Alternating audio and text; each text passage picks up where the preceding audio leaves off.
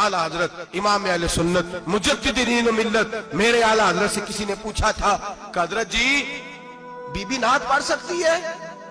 फतावा रज़विया की 14वीं जिल्द, बीबी मिलाद पढ़ सकती है? मिलाद। आला हजरत ने फरमाया अगर बीबी मिलाद पढ़ रही हो, नात पढ़ रही हो और उसकी आवाज गैर महरम के कानों तक जा रही हो, फरमाया उसे सवाब नहीं होगा, उसे हराम काम करने का गुनाह दिया जाएगा। बीबी को मना है, वो नात की आवाज भी औरत का ही नहीं पढ़ता, दीन में तो औरत की आवाज का भी पढ़ता है। दीन में तो औरत की हजरत सैयदा ज़ैनब, हजरत फातिमा की वो लख्ते जिगर जो मैदान करबला में इमाम हुसैन बराबर की शरीक रही सैयदना इमाम हुसैन के साथ। याह्या बिन मोइन कहते मैं 15 साल तक हजरत ज़ैनब का पड़ोसी रहा हूं। 15 साल, घर बराबर होता है ना, बंदा बीबी देख ही लेता है। वो बीबी कभी पर्दा डाल के जा रही है दवाई लेने, कभी नजर आ ही जाती है। कहते 15 साल में सैयदा फातिमा की बेटी का पड़ोसी रहा हूं, मैंने कभी बुरके में छुपी हुई ज़ैनब भी नहीं देखी, बुरके में छुपी हुई ज़ैनब भी कभी नहीं देखी। हजरत अब्दुल्ला बिन जाफर तैयार जनाबे अली मुर्तजा के भाई थे, उनके बेटे के साथ इनका निकाह हुआ था, बीमार हो गई तो हजरत अब्दुल्ला कहने लगे ज़ैनब चल तुझे हकीम के पास ले जाऊं, तबीब के पास ले जाऊं। तो हजरत ज़ैनब कहने लगी आप जाइए मेरा हाल बता के दवाई ले आइए। तो हजरत अब्दुल्ला जाफर तैयार कहने लगे शरीयत में गुंजाइश है डॉक्टर के पास जाने, हकीम के पास जाने की गुंजाइश है, तू चलती क्यों नहीं?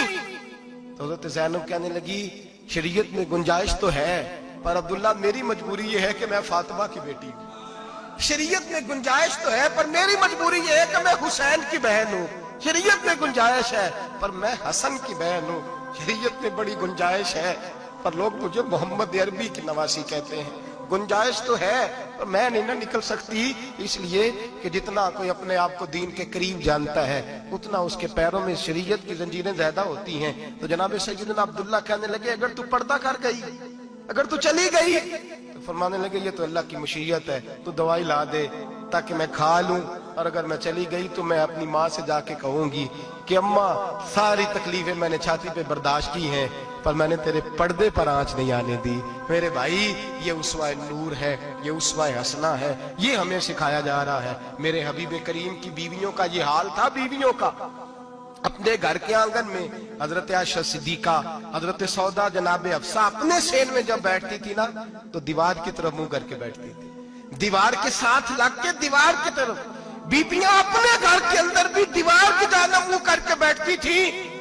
लोग पूछती, बीबियां पूछती कि अपने घर में भी दीवार को मुंह करने का मतलब?